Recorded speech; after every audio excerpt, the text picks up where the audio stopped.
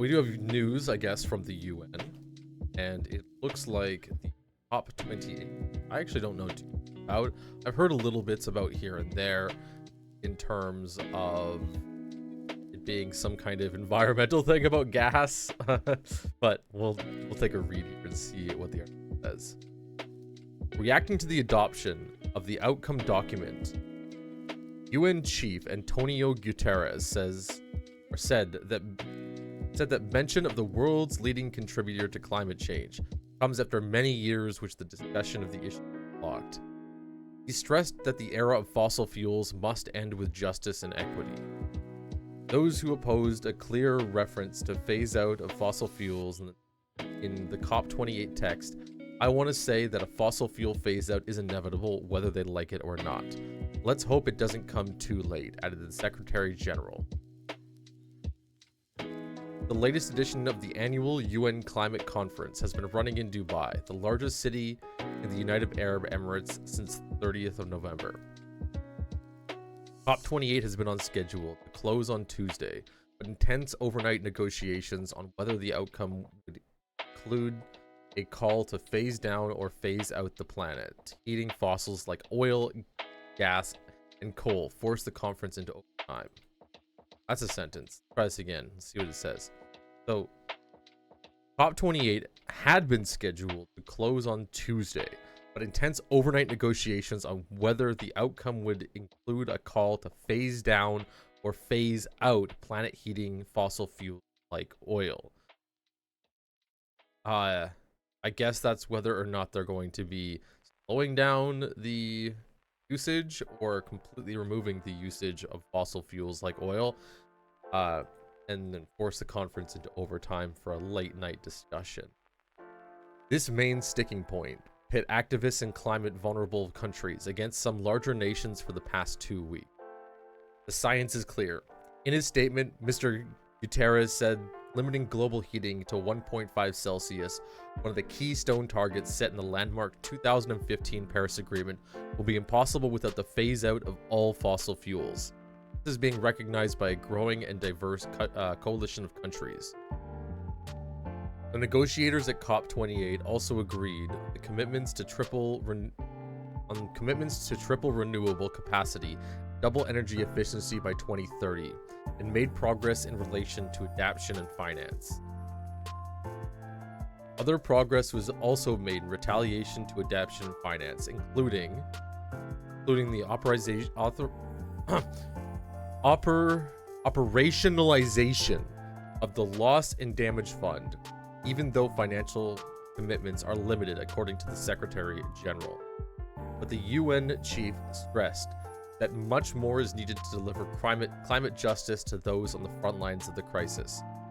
Many vulnerable countries are drowning in debt and at the risk of drowning in rising seas.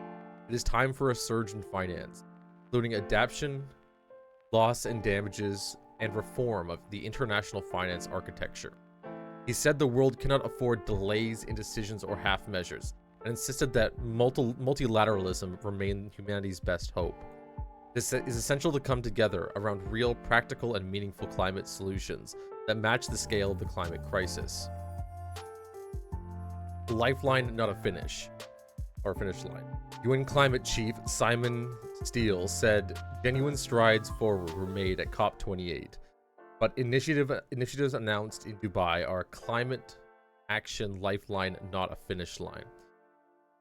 Mr. Steele said the global stockade, which aims to help nations align their national climate plans with the Paris Agreement, had clearly revealed that progress is not fast enough, but is undeniably gathering pace. Still, the current trajectory is just under 3 degrees of global warming, equating mass human suffering. According to the climate chief, which is why COP28 needed to move the needle further. Speaking to reporters outside the main hall, Mr. Steele said that COP28 needed to signal a hard stop to humanity's climate problem, fossil fuels and their planet-burning pollution. While we didn't fully turn the page on fossil fuels here in Dubai, this is clearly the beginning of the agreement is an ambitious floor, not a ceiling. The crucial years ahead must keep ramping up ambition, climate action. What else happened at COP28? The Loss and Damage Fund, designed to support climate-vulnerable developing countries, was brought to life on the first day of COP. Countries have pledged hundreds of millions of dollars so far, for the fund. Commitments worth $3.5 billion to replenish the resources of the Climate Fund. New announcements totaling over $150 million for the Least Developed Countries Fund, LDC, Special Climate Change Fund, SF. An increase of $9 billion annually to the World Bank to finance climate-related projects, 2024 and 2025. Nearly 120 countries backed COP28, UAE Climate and Health Declaration, to accelerate actions to protect people's health from glowing climate impacts. Over 130 countries have signed up to COP28 UAE Declaration on Agriculture, Food, and Climate, support food security while combating climate change. The Global Cooling Pledge has been endorsed by 66 countries to reduce cooling emissions by 68% from today. What's next? Next round of National Climate Action Plans, or Nationally Determined Contributions, is due in 2025, when countries are expected to have seriously boosted their actions commitment. Alfred says, "You are climate change. We are all climate change. Change the climate. It's what we do. What our species does. It is what it is." How you doing today, Culprit? Welcome in. What's going on? Azerbaijan was announced as the official host COP29 from November 11th to 22nd next year, after receiving the backing of Eastern European states following the withdrawal by Armenia of its own bid. Brazil has offered to host COP30 in the Amazon in 2025. Good, avoiding work. I feel that, man. I absolutely feel that. Glad to see you in today, man. I've updated all the chat streams and everything too, so the integration should be a little better. We're getting slowly, and I'm adding more. I might have to bug you too about some of the interactions that go on. I really I might have to bug you. So I love like the punch or slap culprit or whatever it is that you have up that comes up. I love those things. I want to do a bunch of those. So however you can, but I want them more like, I don't know, might do like, yeah, I'm not sure exactly how yet, but I would like to have a lot more interactions. Not funny troll interactions like you have the, integrations with the games and everything like that, but I would love to have relatively serious interactions. So not serious, I don't know, fun things to lighten stuff up, to give the community reactions to whatever I'm looking at or reading, which I think would be a very good way of doing it. Keep reading here. We got a segment. Despite multiple rounds of applause inside the plenary, not all delegations were pleased with the outcome of the climate talks. Civil society representatives and climate activists, as well as delegations from small island developing countries, were visibly unhappy with the outcome. Anne Rasmussen, the Samoan representative, the lead negotiator for the Alliance of Small Island States, AOSIS, pointed out that the decision was gavelled during their absence in the plenary room as the group was still coordinating its response to the text. She lamented they cannot afford to return to the islands with the message that this process has failed us.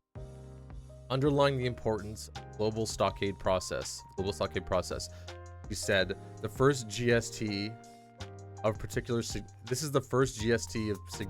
particular significance. It is the only GST that matters for ensuring we can still limit global warming to 1.5 C.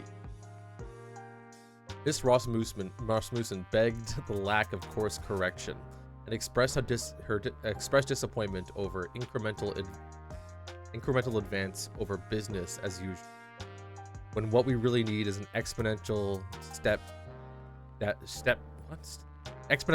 change in our actions and support. I'm having a little bit of a hard time. Like, I'm very pro-environmental, but usually when you have somebody kind of response and a picture of somebody crying, there's like an immediate effect, like that if we don't do it, then my people that I represent farms and coasts will be destroyed by raising water levels. I don't know. It might even be the case, but it's really odd to just be like the way that they're framing it. And this could just be the person writing the article. They're framing it like this person is just crying because they're not getting, or they're not, the actions are not extreme enough, which with no like resolution. So you want like kind of a resolution, or at least some kind of actionable step forward to get to. Doesn't mean she doesn't have it, but it's weird the article doesn't mention it at all. And this is from the UN, so who knows. Just after the release of the final document, Arjit Singh, head of global political strategy at the Climate Action Network International, told UN News, after decades of evasion, COP28 finally cast a glaring spotlight on the real culprits of climate crisis: fossil fuels. A long overdue direction to move away from coal, oil, and gas has been set. Mr. Singh also pointed to what he saw as hypocrisy of wealthy nations as they continue to expand fossil fuel operations massively while merely paying lip service to the green transition. I always have to say this with sentences like this, and I'm going to point this out over and over again. There is a difference between Eastern and Western leaders and the foundation of it. Even though the American president has more power than basically most other governments do in ways, the American government does not lead the people. It does not tell the people what to do. If the American people want to go out and invest in oil companies and expand the American oil network, they will do that. And what's very hard for a lot of other countries to see is that America can have two ideas, right?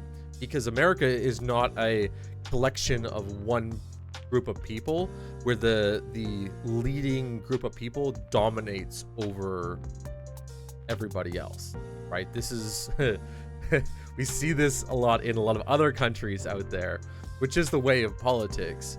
But to say that the United States is hypocritical is, I would point out, is a complete misunderstanding of what the United States is.